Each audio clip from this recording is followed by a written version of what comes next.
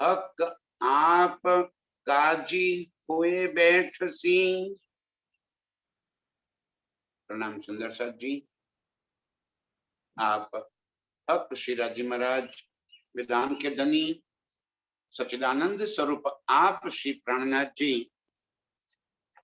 हमें फरमा रहे हैं कि मैंने कुरान में पहले से ही लिखवा दिया कि आखिरत में मैं ही काजी माने कि न्यायाधीश बनकर बैठूंगा और सभी के न्याय करूंगा और उस न्याय के हिसाब से सारी दुनिया के जीवों को 8 बहिश्तों में अखंड मुक्ति प्रदान करूंगा। कुरान के अंदर लिखी हुई इन सारी बातों को धनी हमें याद दिला रहे कि मैंने तेरे वास्ते ये सारे संदेश पहले से लिखवा रखे और फिर भी सो क्या सहूर न किए सुकन। क्या तूने उन शब्दों के ऊपर विचार नहीं किया कि वो काजी बनकर बैठने वाला मैं ही हूं। ये मेरे आने की बात मैंने कही है। इस झूठे खेल के अंदर कभी आज तक हक का आना न हुआ, न हम रूहों को आना, और हम आने वाले हैं। स्वयं मेरे धाम धनी वो भी इस खेल के अंदर आएंगे। इन बात की पहचान के लिए कुरान ने पहले से ये सारी बातें लिखवा दी थी ताकि सारी दुनिया में ये संदेश पहुंच जाए कि खुदा स्वयं इस खेल के अंदर आने वाले। हम रूहों के वास्ते अपने इश्क की पहचान लेकर आएंगे, अपनी आशिकी को बताएंगे। जो अर्श में हमने आशिकी का दावा ठोक दिया था प्रीतम के सामने कि हम तुम्हारे आशिक है और तुम हमारे माशुक है, क्योंकि हमें इश्क की सुध ही नहीं थी। एक कैसा है कि अर्श में रहते हुए हमें अर्श की हकीकत की सुध नहीं, और कैसे होती जरा सहूर करो। धनी जी कह रहे कि जरा विचार करो। हम तो स्वयं ही प्रीतम के हकीकत के स्वरूप है, और हकीकत के स्वरूप को जब तक मारिफत अपनी पहचान न करा दे, मारिफत की पहचान हो कैसे सकती है। अब वहां पे जब स्वरूप ही मारिफत का है, अर्श में जितने भी स्वरूप है सारे स्वरूप हक के पूरी हकीकत मारिफत का ही तो स्वरूप है। कैसे अपनी पहचान करा दे। अद्वैत मुनि, अद्वैत की लीला जहां दो है ही नहीं तो कौन किसको अपनी पहचान करा दे। जहां इश्क के सिवा और कोई बात ही ना होती हो, तहां कैसे पहचान करावे कि मैं तुम्हारा आशिक हूं। कह तो दिया है उन्होंने कि रूहों मैं तुम्हारा आशिक हूं, लेकिन हम उस बात को कभी स्वीकार नहीं कर पाए, क्योंकि हमारे दिल में तो ये बात थी कि प्रीतम ये बात को स्वीकार कर ले कि वो माशुक है और हम रूहें आशिक है।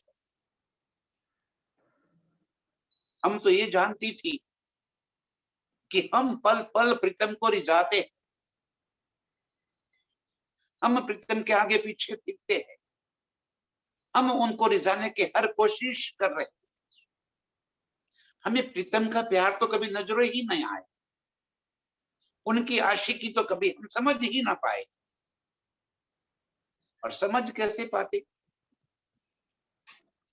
जब तक स्वयं प्रीतम हमें न बतावे, हमारी समझ में कैसे आवे?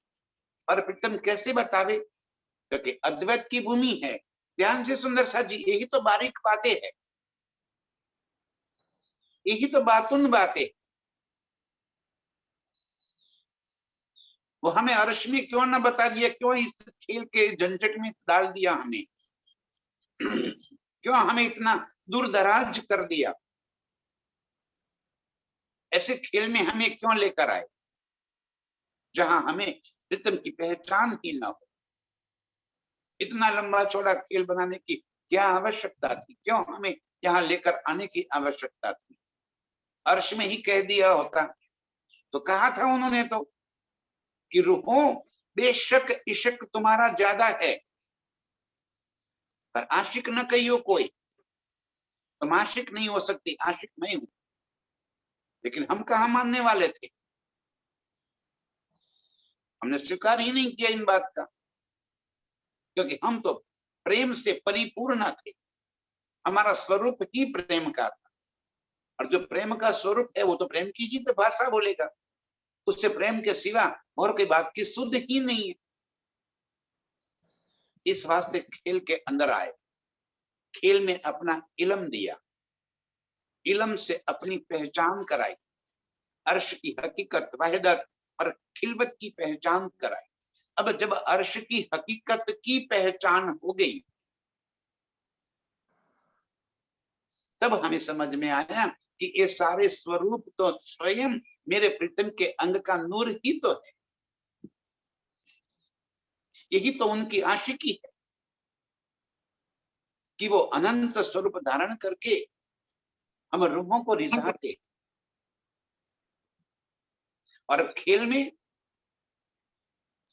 में भी वो हमें एक एक को ढूंढ ढूंढ के कैसे भी करके अपनी ओर आकर्षित किए, अपने ये बेशक इलम से हमारे सारे संशयों को दूर कर दी, अपने प्रीतम की पहचान करवा दी। दिल में एक प्रीतम के सिवा और कोई बात अभी रह ही नहीं सकती, ऐसे हमें बेशक बना दिए। ये उनकी आशिकी कि वो आज भी हमारे पीछे पीछे घूम रहे हैं, हमें पकड़ पकड़ के अपने पास खींच रहे हैं, हमें एक एक रूह को अपने इश्क का रस पिला पिला कर इस खेल के जहर को हमारे दिल से दूर कर रहे हैं। ऐसा अमृत का रस अपने इश्क का इस जागृत बुद्ध के इलम से हमें पिला रहे हैं। ये उनकी आशिक। और यही बात को आगे बढ़ाते हुए ये कह रहे हैं कि मैंने पहले से ही कह दिया था, तुम्हें मेरी पहचान नहीं है कि मैं स्वयं ही न्यायाधीश बनकर, क्याजी बनकर आऊंगा और सारी दुनिया का न्याय करूंगा। लेकिन तुमने मेरे वचनों के ऊपर विचार नहीं किया। यदि विचार कर दिया होता तो मुझे आते ही पहचान कर लेते,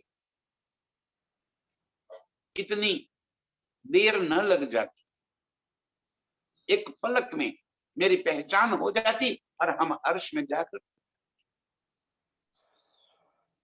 लेकिन तुमने मेरी इन बातों का, कुरान को मैंने तुम्हारे वास्ते पहले से ही उतार दिया है, उनमें तुम्हारी मेरी हकीकत है, हमारी तुम्हारी पहचान के वास्ते मैंने कुरान उतारी है।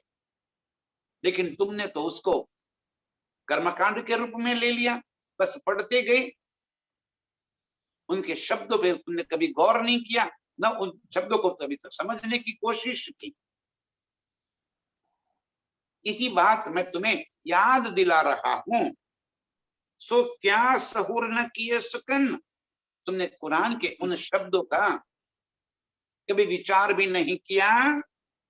ला सरे कना बैठे किन में, ना कोई वाहिदत बिन, मैं अपनी रूहों के सिवा, ला शरीक, ला माने झूठ, ला माने जड़, अपनी रूहों के दिल के सिवा मैं कहीं और बैठ ही नहीं सकता। मेरा स्थान अपनी रूहों का दिल है, क्योंकि तुम ही मेरे दिल के, मेरे वाहिदत के टुकड़े हो, मेरे दिल के स्वरूप हो।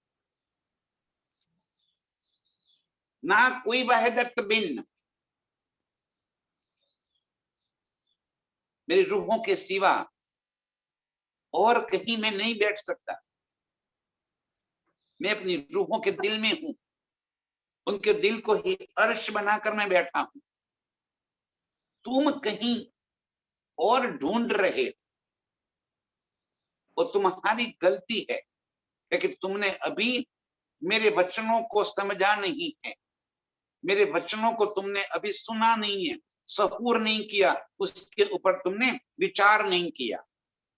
और इस वास्ते तुम उन्हें मंदिरों में ढूंढ रहे हो, आश्रमों में ढूंढ रहे हो, पुरियों में ढूंढ रहे हो, महाराजों में ढूंढ रहे हो, कहीं और ढूंढ रहे। मैं वहीं पे नहीं हूं,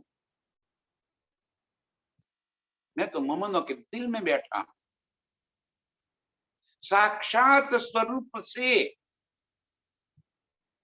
मैं तुम्हारे दिल को अर्श बनाकर तुम्हारे दिल के भीतर बैठा हूं।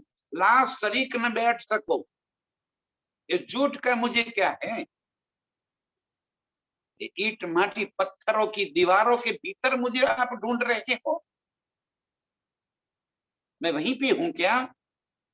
तुम मुझे उस मुगट और बागों में ढूंढ रहे हो, तुम मुझे उस तहखाने के झूले के ऊपर ढूंढ रहे हो।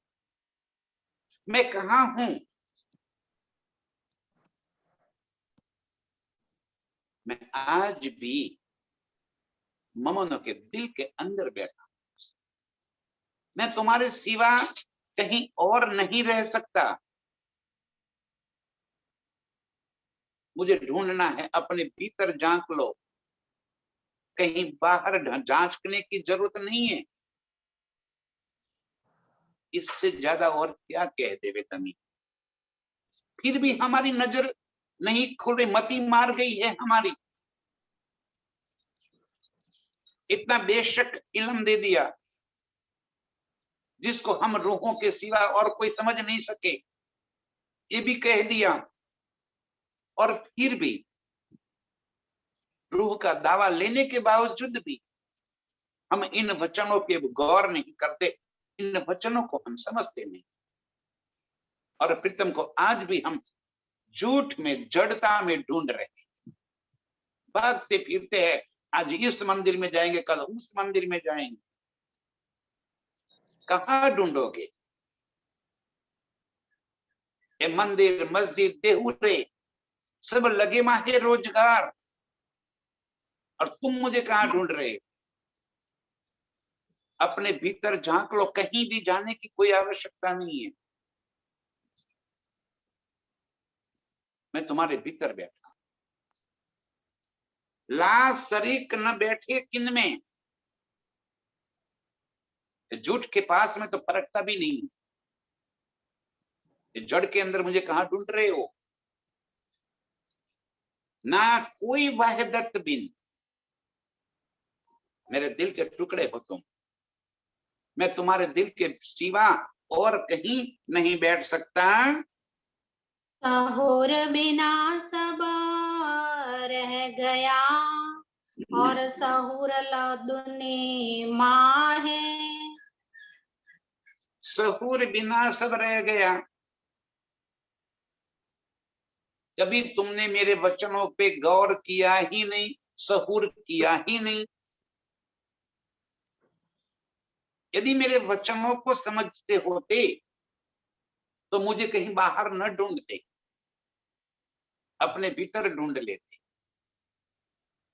इन वचनों को ना समझे और इतना जागृत बुद्ध का इल्म देने के बावजूद भी अभी तुम मुझे भागवत में ढूंढ रहे हो, अभी तुम मुझे दुनिया के शास्त्रों से तुलना कर रहे हो। देखो, वेदों में भी ये बात कही है। अरे वेदों में इशारे किए हैं मैंने। यदि वेदों में मैंने साफ साफ मेरी पहचान करवा दी होती तो इलम लाने की कोई आवश्यकता ही नहीं। हम क्या वेदों से वाणी को सत्य सिद्ध करना चाहते हैं? कहां उलझे हुए हैं। इसलिए मैं कहता हूं कि इलम हमारे लिए प्रीतम का प्रेम की पहचान है। यदि हम इस इलम की चालाकियों में फंस गए तो हम चतुराइयों को लेंगे, अहंकार को ले लेंगे, हम ज्ञान के पीछे लग जाएंगे। हमें ज्ञान से मतलब नहीं है, नहीं चाहिए हमें ज्ञान, हमें ज्ञानी नहीं होना है।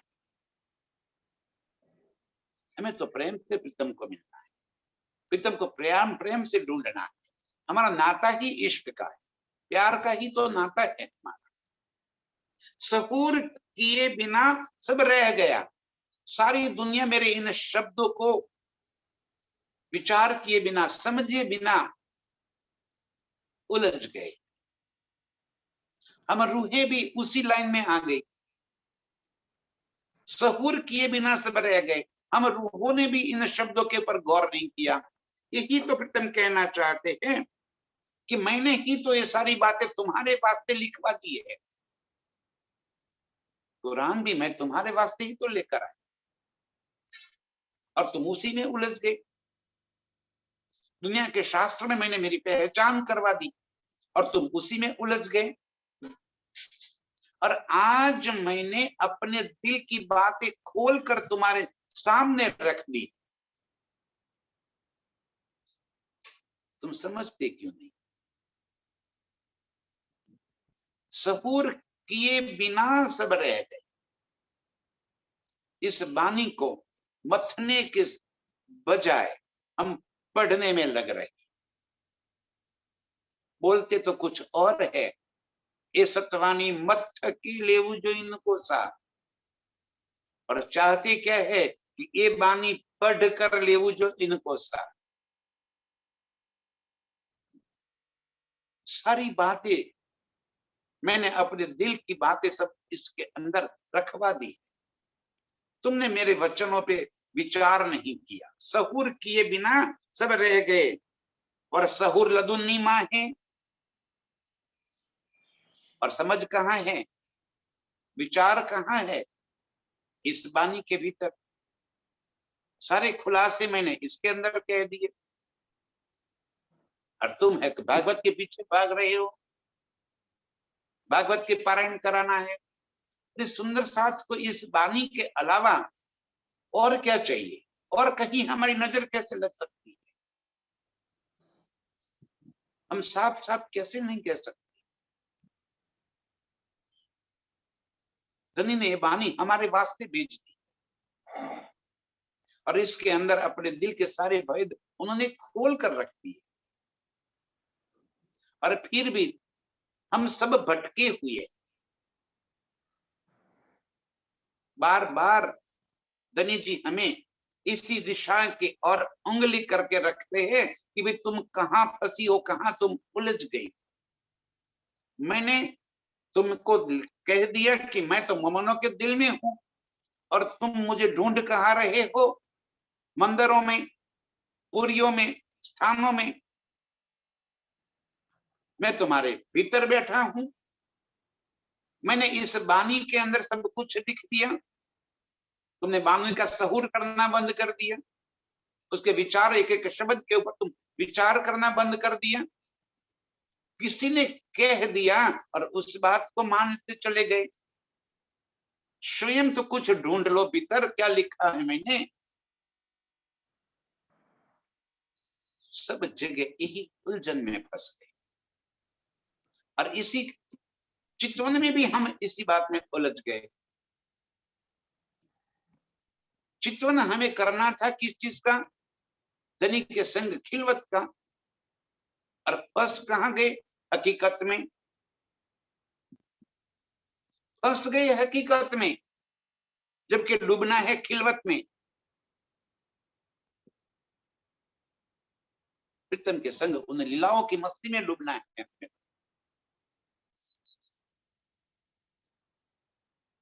और चितवन कराया जा सकता है क्या? चितवन कोई हमें करा सकता है? अरे हम स्वयं, ये तो प्यार की मस्ती है। ये प्यार करना भी कोई सिखाने की बात होती है कि प्यार कैसे किया जाता है? ये बात कोई किसी को कैसे सिखा सकता है? चितवन, प्रीतम का प्यार भीतर से उमड़ कर आ जाए, इस खिलवत की लीलाओं में हम डूब जाए, प्रीतम के संग की उन मस्तियों में हम मस्त हो जाए। ये हमारा चितवन। सहूर किए बिना सब रह गए। ये जागृत बुद्ध का इल्म, धनी का दिल की बातें, ये कोई ज्ञान थोड़ी है।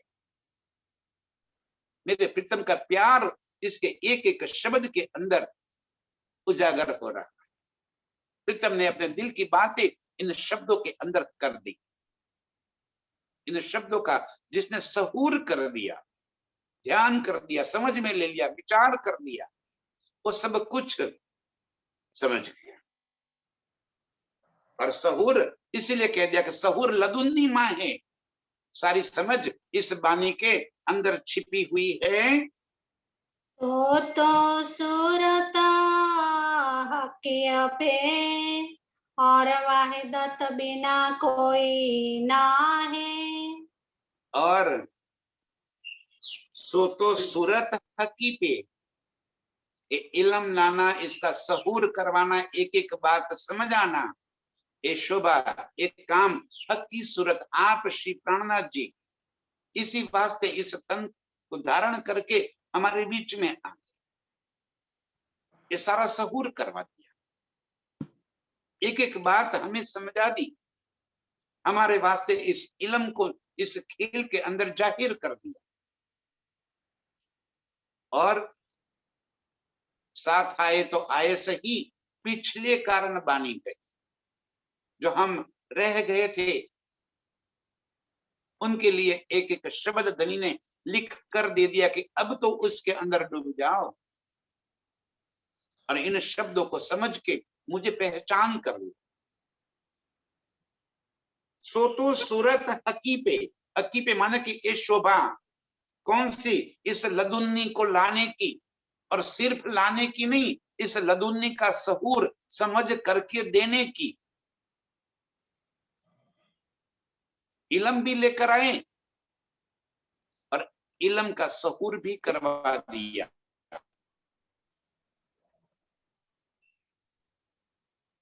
एक एक शब्द की समझ भी हमें दिलवा दी, एक एक शब्द के विचार हमें करवाए। सारी शोभा आप श्री प्राणनाथ जी अपने इस तन के अंदर आकर हमें ये बातें कही, और वाहिदत बिना कोई ना है, एक मेरे प्रीतम का दिल के सिवा और कुछ नहीं है। सारा अर्श मेरे प्रीतम के दिल का ही प्रकट स्वरूप है, और उसी वाहिदत में हम रूहें, प्रीतम की निस्बती रूहें, जिनके संग इश्क की लीलाएं, जिनके वास्ते ये इलम लेकर आए, उन वाहिदत के सिवा और कुछ नहीं है, और हम रूहें उस वाहिदत के स्वरूप है। तो क्या बाकी का अर्श का नजारा, अर्श की हकीकत वाहिदत का स्वरूप नहीं है? है। पूरा अर्श प्रीतम का वाहिदत का ही स्वरूप है। उनका दिल ही अर्श के कण कण के अंदर लीला कर रहा है। लेकिन सारा नजारा हम निस्बतियों के वास्ते है। अर्श के सारी नियामतें हम रूहों के वास्ते है, निस्बत के वास्ते है, हमें रिजाने के लिए, मेरे प्रीतम ने अनंत स्वरूप धारण किए हुए है। हमें रिझाने के लिए उन अनंत स्वरूपों के दिल के अंदर वो भाव भर रहे हैं। जरा सोच तो लो, उस अर्श की खिलवत के अंदर, उस अर्श की अनंत लीलाओं में प्रीतम कैसे रिझाते। उन हवाओं को भी प्रीतम ने कह दिया है कि मंद मंद खुशबुओं के संग आप मेरी रूहों की ओर बहती चली जाओ, मदहोश कर दो मेरी रूहों को। और यही मेरे प्रीतम का दिल का स्वरूप, अर्श की हवाएं, इतनी खुशबूदार हवा लेकर हम रूहों की ओर बह रही, हम उन्हीं खुशबू के अंदर मदहोश होते चले जाते। अर्श की उन घटाओं को प्रीतम के दिल का आदेश है कि मेरी रूहों को रिझाते रहो। अर्श के उन बादलों को मेरे प्रीतम का आदेश है, उनके ही दिल के तो स्वरूप है वो, कि झम झम करके मेरी रूहों को रिझाते रहो। अर्श के एक एक नजारा मुझे रिझाने के लिए, और मैं मेरे प्रीतम को रिझाने में लगी। मेरे प्रीतम ये अनंत स्वरूप से मुझे रिझाते हैं और मैं मेरे प्रीतम को रिझाती हूँ। बस ये रिझना रिझाना यही तो इश्क है।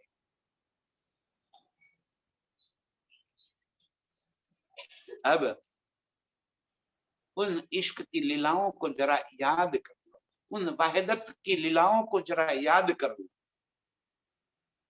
यही तो हमारा चितवन है।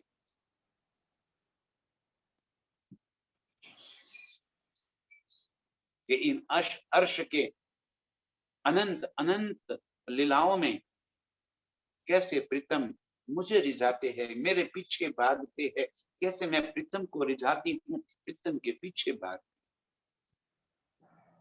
कैसे प्रीतम के नेत्रों से नेत्र मिलाते हुए उन नेत्रों के अंदर भरे हुए इश्क के रस को मैं पीती, कैसे मीठी मीठी रसना से प्रीतम से संग मीठी मीठी बातें करती रहती। ये वाहिदत के सिवा और कोई नहीं कर सकता, और वाहिदत बिना कोई ना है। अर्श में मेरे प्रीतम के दिल के सिवा और कुछ है ही नहीं। ये बात मेरे प्रीतम ने, हकी स्वरूप आप श्री प्राणनाथ जी ने इस बेशक इल्म को लेकर आकर हमें अपनी पहचान करवाने के वास्ते, अपने सूरत को फिर अपने निज स्वरूप तक पहुंचाने के वास्ते ये सारी बातें समझा दी। दे तब का इतना नहीं, जाके कीजिए टूक दोए। और ये जिस ब्रह्मांड को हम बहुत विशाल समझ रहे हैं, बहुत बड़ा समझ रहे हैं, ये पृथ्वी, ये अनंत ग्रह, ये सूरज, और शास्त्र में लिखे हैं 14 लोक, वैकुंठ निराकार तक, पूरा ब्रह्मांड। हमें तो माना कि कितना अनंत अनंत ब्रह्मांड है, कितना बड़ा ब्रह्मांड है। धनी जी फरमा रहे हैं कि 14 तबक इतना नहीं, जाके कीजिए 2 टुक, ये इतना भी नहीं कि जिसके 2 टुकड़े कर सके, इतना बारीक जिसका कोई अस्तित्व ही नहीं है, अस्तित्व होवे तो 2 टुकड़े हो जाए। यही बात शास्त्र में भी लिखवा दी उन्होंने। हिंदू शास्त्र में ये बात कहलवा दी कि संसार कैसा है, तो जैसे सस्ये का सिंग, जैसे आसमानी फूल, आकाश का फूल, जैसे बंजापुत, यही तो उदाहरण देकर बता दिया कि संसार वैसा ही है जिसका कोई वास्तविक अस्तित्व ही नहीं है। और जिसका कोई अस्तित्व नहीं है, जिसके 2 टुकड़े ना कर सके, इतना बारीक है। और उसी संसार को हम मेरी मेरी मेरी करके लगे। एक इलम से हमें ये सारी बातें समझा दी कि यहाँ तू जिसे अपना कर रहा, जिस परिवार को तू अपना मान रहा है, जिस मैं खुदी को लेकर तू बैठी है, जिस प्रतिष्ठा से भी तू मरती है, उसमें कुछ भी नहीं है, इसका कोई अस्तित्व ही नहीं। अब इतना समझने के बाद तो उसके प्रति का तेरा मोह खत्म हो जाना चाहिए। कोई हमें दो टुक कह क्या जाए, किसको कह दिया? यही बात धनी जी ने वाणी के अंदर कह दी कि ये सब जिसको तुम रो रो के रखा, उसको मैं हंस हंस के छोड़ दिया। ये प्रतिष्ठा को तुमने रो रो के रखा, हाय हाय मेरा नाम खराब हो जाएगा, हाय हाय अपनी इज्जत मिट्टी में मिल जाएगी। और अक्षरातीत की इज्जत कुछ भी नहीं, जो दर दर भटकते रहे। अक्षरातीत की इज्जत कुछ नहीं, जो भीख के टुकड़े मांगते रहे। यही तो बात है, उन्होंने करके समझाया कि किस मैं खुदी में तुम पड़े। ये पूरे ब्रह्मांड का कोई अस्तित्व ही नहीं है, और उस ब्रह्मांड की मैं खुदी को लेकर तुम बैठे हो। इस वजूद का कोई अस्तित्व ही नहीं है, उस वजूद की मैं खुदी में तुम फंसे हुए हो। करके दिखाया। 14 तबक इतना नहीं जाके कीजे टुक दोए। हमें इतना अनंत ब्रह्मांड लग रहा है, उसके 2 टुकड़े कर सके इतना भी इसका अस्तित्व नहीं है। बिना वाहिदत कछुए ना रख्या, क्यों ना देखा लिख्या सोए। ये बातें मैंने कुरान में लिख कर कह दी है कि एक वाहिदत के सिवा, एक प्रीतम और मोमिनो अर्श के सिवा और कुछ भी नहीं है। ये सारा संसार तो देखो तो जरा क्या है, जरा बारीकाई से सोच लो तो ये तो मन का स्वरूप है, और मन का स्वरूप का कोई वास्तविक स्वरूप नहीं होता। एक ख्वाब का स्वरूप जैसे होता है वैसे ही है, इसका कोई मूल अस्तित्व ही नहीं है। बिना वाहिदत कछुए ना रखा। और ये बात जब समझ में आ जाएगी कि जब मैंने अपनी रूहों के सिवा और किसी बात का कोई अस्तित्व ही नहीं, ये बात मैंने लिखवा कर दे दी, कुरान में मैंने पहले से लिख दी, तुमने अभी तक उसका भी सहूर नहीं।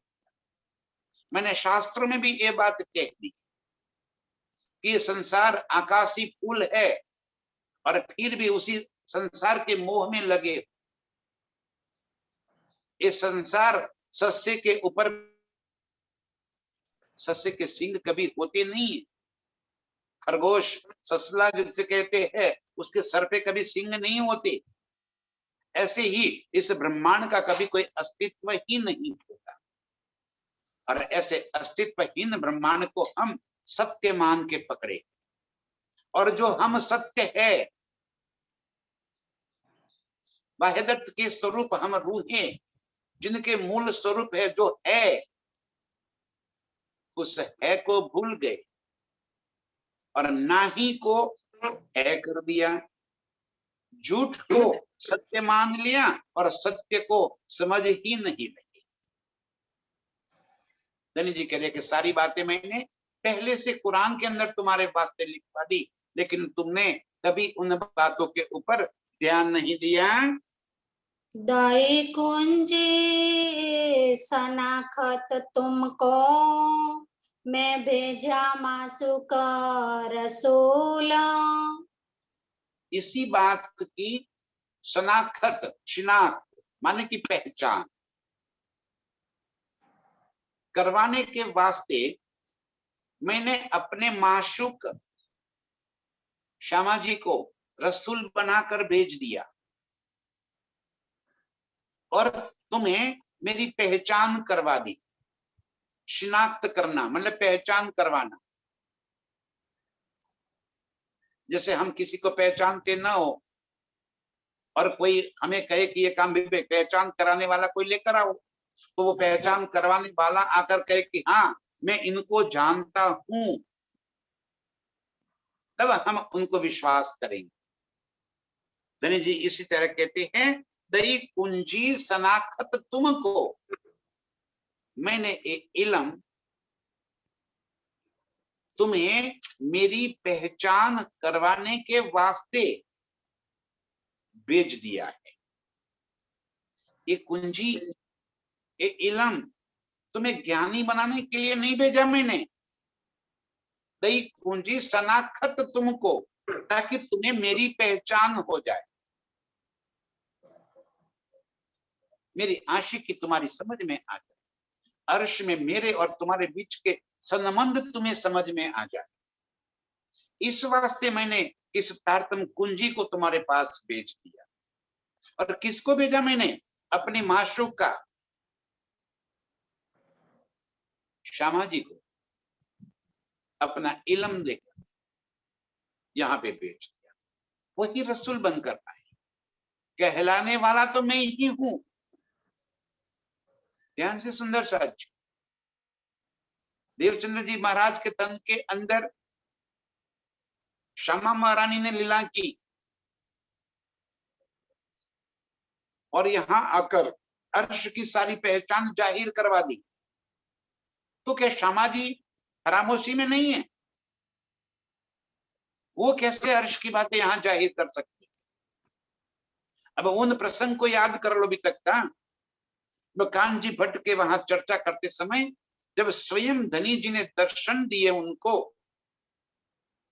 और फिर जब कहा कि अब कुछ पूछना है तो पूछ ले, तब देवचंद्र जी का अब कहां जाओगे? तो कहा बैठे तुम्हारे आकार में।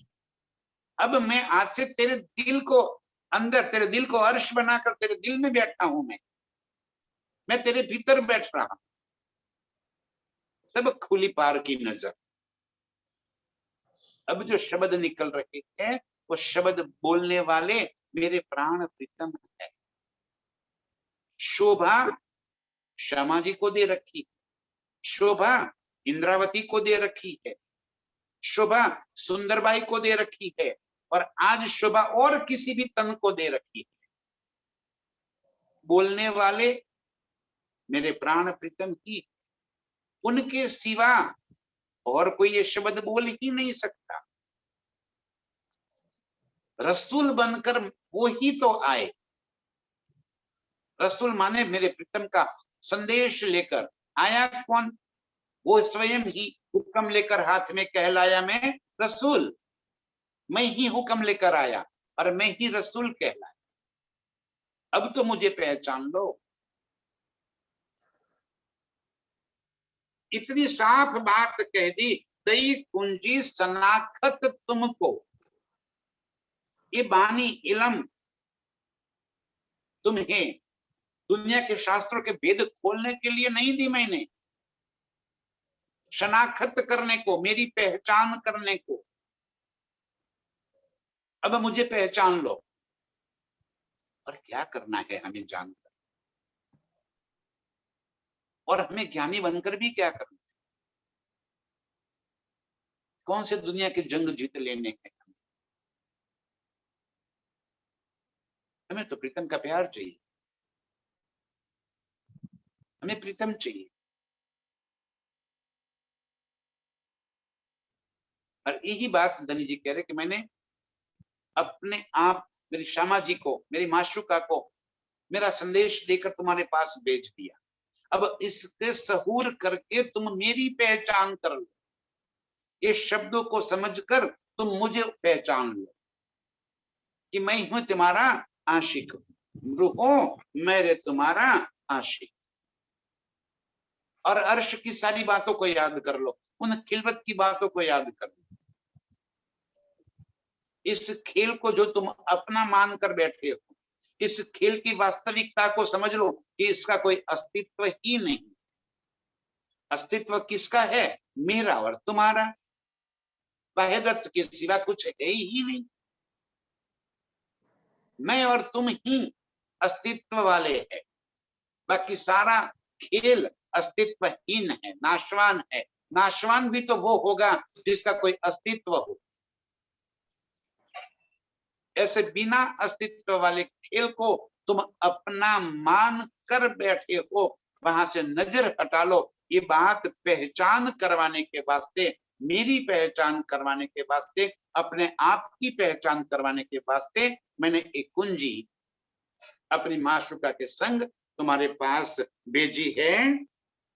बेशक करिया दे लमा, सो भी गैया तुम भोल। और ऐसी बातें कहलवा कर, ऐसी जागृत बुद्ध के वचनों कहलाकर मैंने तुम्हें बेशक हो जाओ ऐसी बात कर दी। अब तुम्हारे दिल के अंदर कोई शंका न रह जाए, कोई भ्रांति अब न रह जाए, कोई ब्रह्मणा अब न रह जाए। दिल में अब मेरे प्रति तुम्हारी साफ पहचान कर ली जाए। बेशक होना मतलब क्या? सारी भ्रांतियां हट जाए। और कौन सी भ्रांतियां पाल रखी है हमने? कितनी कितनी भ्रांतियां पाल रखी है, जरा अपने भीतर झांक लो। सभी, हम सभी ने कई कई प्रकार की भ्रांतियों को पाल रखा है। ये सारी भ्रांतियों को हटा दो। ये बेशक इलम मिला है। कहाँ ढूंढ रहे हैं हम प्रीतम को? यही तो भ्रांति है कि हम प्रीतम को अपने से बाहर ढूंढ रहे हैं। हमें मोमिनों के अंदर प्रीतम नजर नहीं आते। हमें सुंदर साथ के दिल के भीतर प्रीतम नजर नहीं आते। हमें प्रीतम नजर कहाँ आते? सिंहासन के ऊपर, मंदिरों में। क्या वो उन चार दीवालों के मोहताज है मेरे प्रीतम? कहाँ ढूंढ रहे हो? ये मंदिर गेट टुगेदर के लिए है। हम रूहों को इकट्ठा होकर जहां से ये बानी का सहूर किया जाए, इस वास्ते मंदिर बने, जहां हमें इस बानी की पहचान हो जाए, जहां हम सब मिलकर इस बानी का सहूर करें। इस वास्ते मंदिर बने। और हमने उन मंदिरों का पूजा पाठ के सिवा और कोई उपयोग बाकी ही नहीं रखा। ये मंदिर पूजा पाठ करने के लिए थोड़ी बने हैं। ये मंदिर तो हमें प्रीतम की पहचान करवाने के वास्ते बने हैं। तो क्या वहां से प्रीतम की पहचान होती है?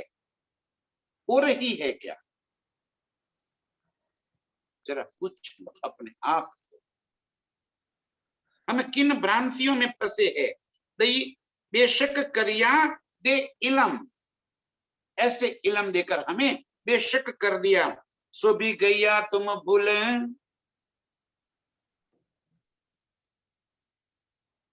इतनी बेशक बातें कहलवाने के बाद भी तुम भूल गए कि हम सहूर करते ही नहीं। हम दूसरों की बातों के ऊपर एतबार करते हैं। हम इस बानी के ऊपर एतबार कर ले।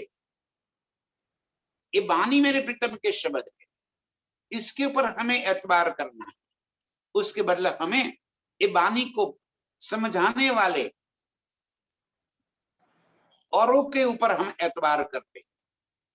हम स्वयं विचार करते।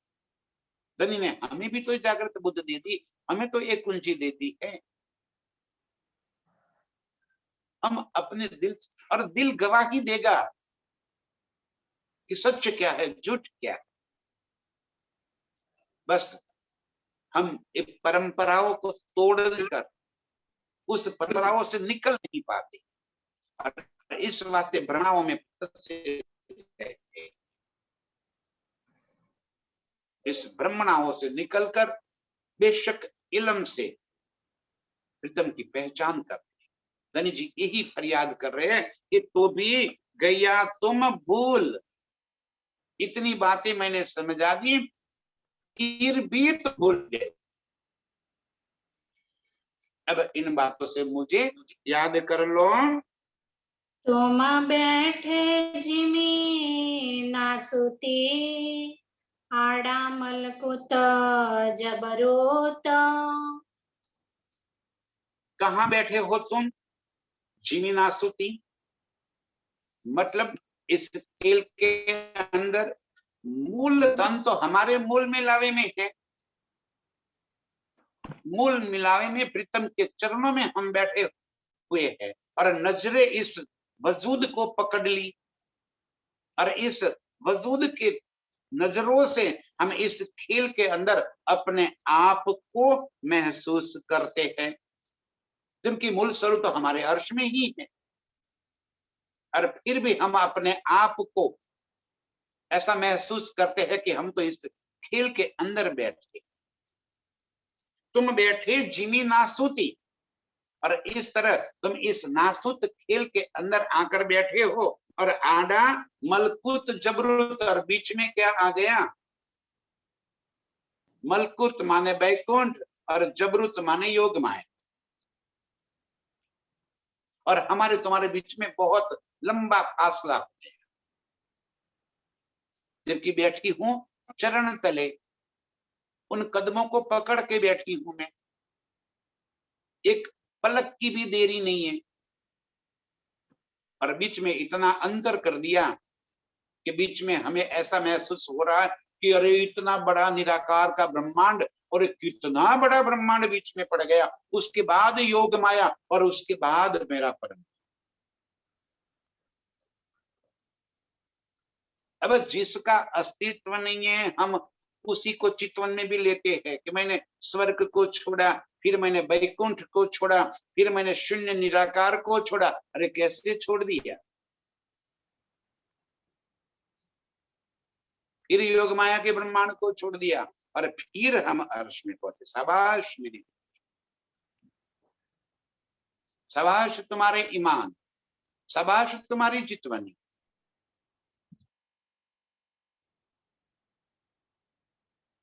तुम बैठे हो मेरे चरण तले।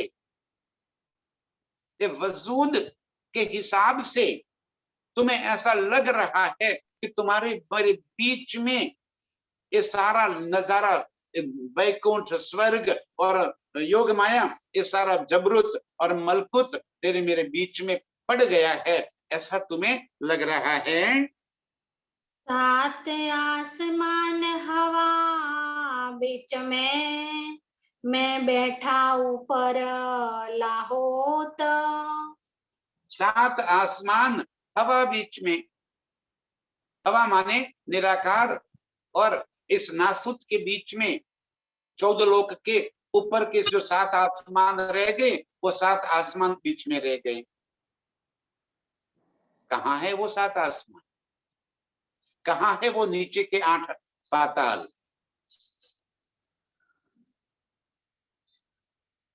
कैसे उन 7 आसमानों की बातें कही गई? ये जीव के वास्ते, रूहों को क्या है इन चीजों से? ये 14 लोक के ब्रह्मांड से रूहों को क्या है? ये सारा लोक, ये सारी बातें ये जन्म मरण के चक्कर के हिसाब में कही गई। और जिसने बल करके जन्म मरण के चक्कर से छूट गए तो स्वर्ग या वैकुंठ को पा लिया, इनके वास्ते कही गई है। धनी जी कह रहे हैं 7 आसमान हवा बीच में, निराकार और इस नासुत के बीच में ऐसे 7 आसमान बीच में पड़े हैं, और मैं उससे ऊपर लाहूत मानो कि परम धाम में बैठा। तो कितनी दूरी मान ली हमने तो, यहां से ऊपर शून्य तक 7 आसमान है, वैकुंठ आ गया, उसके बाद योग माया का ब्रह्मांड, और उसके बाद लाहूत यानी कि परमधाम। ये दूरी तूने बना रखी है, जबकि मैं कहा हूं, सहरग से नजीक, तेरे दिल के भीतर, और तूने इतनी दूरी बना कर रखी है। मैं तेरे से दूर नहीं हूं, मैं तेरे दिल के भीतर बैठा हूं। तो दूर राह आसमान लगा, बीच ऐसे 7 आसमान। और इस तरह एक तूने मेरे बीच में इतनी दूरी लंबी कर दी, और तुझे इस सब को पार करते करते करते मेरे पास पहुंचना है, ऐसा तू मान रही है ना। ये 7 आसमान का अस्तित्व तेरे लिए तो कुछ भी, अरे पूरे ब्रह्मांड इतना बारीक जिसके 2 टुकड़े ना हो सके, एक कह दिया।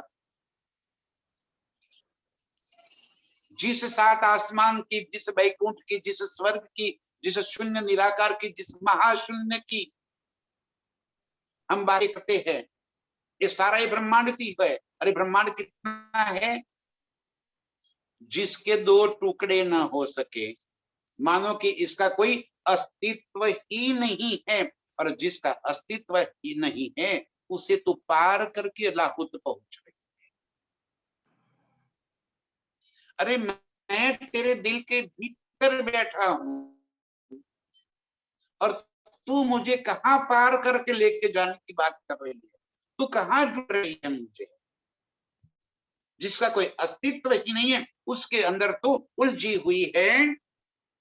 तो भी राह फरिश्तन की, ऊपर जुल्मत ला मकान। और ये रास्ता फरिश्तन देवी देवताओं के रास्ते, ऐसा शास्त्र में बताया कि कौन लेता है 7 आसमान में, तो देवी देवताएं वहां पे वास करते, स्वर्ग वैकुंठ में देवी देवताएं वास करते। और बारीक गहराई से इन्हीं शास्त्रों से पढ़ेंगे तो पता चलेगा कि ये देवी देवताओं भी, उनका कोई वास्तविक अस्तित्व है ही नहीं। जब ब्रह्मांड का अस्तित्व नहीं है तो देवी देवताओं का अस्तित्व कहां से होगा। जिस ब्रह्मांड के 2 टुकड़े ना हो सके, इतना बारीक है, जिस ब्रह्मांड का कोई अस्तित्व ही नहीं है, उसमें स्वर्ग कहां से होगा, वैकुंठ कहां से होगा, देवी देवताएं कहां से। लेकिन ये सारी ब्रह्मणाएं सारे संसार में पल रही, और हम रूहें भी उसी के अंदर उलझ गई। सो भी राह फरिश्तन की, ऊपर जुल्मत ला मकान, जिसके ऊपर इन 7 शून्य के ऊपर निराकार मोह तत्व आया हुआ है। नूर मकान हुआ 3 पर, राह चले ना नूर पर। और उसके ऊपर नूर मकान माने योग माया अक्षर ब्रह्म का, वो नूर मकान 3 पर, राह चले ना नूर पर, और उससे आगे तो कोई जा ही नहीं सकता, उससे आगे का कोई चिंतन कर ही नहीं सकता। इस खेल का अस्तित्व अक्षर ब्रह्म के अंतःस्करण, अव्यक्त, सबलिक, केवल और सत्स्वरूप, इससे ही है। अक्षर के मन का स्वरूप ही तो एक खेल, इसी वास्ते तो इसको आकाशी फूल कह दिया कि जिसका कोई अस्तित्व न हो, मन का स्वरूप है। उन्हीं मन के स्वरूप के अंदर ये समग्र संसार की रचना हुई। नूर मकान हुआ 3 पर, और उस नूर मकान माने की योग माया की पहचान यहां किसी को है नहीं, तो उससे आगे कोई कैसे जा सकता है। जीत पर जले जबराइला, तीत वजूद आदम पहुंचे क्यों कर। जीत पर जले जबराइल, जबराइल के पंख जहां जल जाते हैं वहां पहुंचते पहुंचते। तो क्या जबराइल कोई पंखी है, क्या पंछी है क्या कि उड़ते उड़ते उसके पंख जल जाए? जबराइल फरिश्ता का है, जोश का फरिश्ता। और किसका जोश है? मेरे धनी का ही तो जोश का फरिश्ता है। यहाँ कहने का तात्पर्य ये है कि जबराइल धनी के हुक्म का स्वरूप है, और जहां इश्क की भूमि है वहां हुक्म पहुंच ही नहीं सकता। हुक्म और इश्क दोनों की लीला कभी एक साथ नहीं हो सकती। इसीलिए रूपक के रूप में कह दिया कि जबराइल फरिश्ता भी जहां नहीं पहुंच सकता, उसके पैर जले माने कि उसकी पहुंच से बाहर है। वह पंखी नहीं है तो उसकी पांखें जल जाती। जबराइल फरिश्ता वहां जा नहीं सकता जहां मैं और मेरे प्रीतम की खिलवत की लीलाएं होती है। उस रंग माहौल के अंदर कोई और नहीं आ सकता जहां खिलवत की लीला हो सकती है। जबराइल हुक्म का स्वरूप है, इश्क का स्वरूप हो वहां हुक्म का स्वरूप नहीं आ सकता। और इस वास्ते कहा कि जित जले जबराइल पर तित वजूद आदम पहुंचे क्यों कर। वहां पे कोई इंसानी सूरत, कोई इंसान की सूरता, कोई इंसान के चित्त वहां कैसे पहुंच सकता है? ये तुलनात्मक करने के लिए बताया कि धनी का ही जोश होने के बावजूद, हुक्म का स्वरूप होने की वजह से वो अर्श अजीम माने के रंग माहौल के अंदर प्रवेश नहीं कर सकता। जहां खिलवत की लीला है वहां प्रवेश नहीं कर सकता। तो कोई इंसान कैसे पहुंच सकता है? आदम, आदम माने इंसान, इंसान की सूरता वहां कैसे पहुंच सकती? कभी भी कोई इंसानी सूरत वहां तक नहीं पहुंच सकती। और धनी हमें फरमा रहे हैं कि वैसे अर्श के अंदर मैंने मोहम्मद को मैंने वहां पे बुला दिया और अपनी बातें तुम्हारे वास्ते यहाँ पे कहलवा दी। ऐसे अर्श के अंदर प्रीतम के संग लीला करने वाली हम रूह, जहां जबराइल भी नहीं प्रवेश कर सकता, वो हमारा निज स्थान, वो हमारा प्रीतम के स्थान। ऐसे प्रीतम के संग लीला करने वाली सभी रूहों के चरणों में कोटि कोटि प्रणाम।